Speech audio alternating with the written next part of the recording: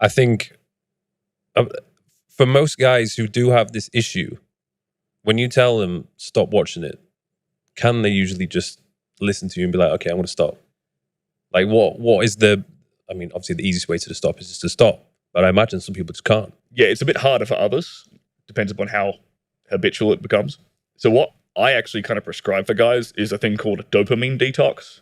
Because it's all very much related. Like, the reason why habitual porn use screws dudes over so much is it can stuff up their dopamine receptors, right? So you get exposed to like a ton of novel pornographic material. Your brain is just constantly being bombarded with that degree of novelty, right?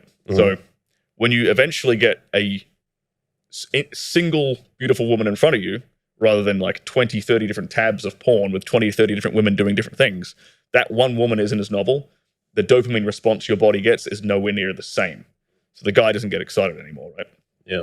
So one of the things that can help guys get kind of reset their brain a bit is to do a dopamine detox. And it's not just around porn, but the baby steps they can take before they can, to make it much, much easier to stop porn entirely, is cutting out things like super sugary foods, like high glycemic index carbohydrates, right? Things that give you that real kind of rush when you eat them. Cutting out alcohol, right? Cutting out social media, right? Endless scrolling. If you can start cultivating these little habits of cutting these things out that all screw with your dopamine, okay, well then naturally that positive momentum is going to make it much, much easier for you to stop jerking off to porn every night. Yeah. So basically anything that gives you like instant gratification with like no work required. Yeah.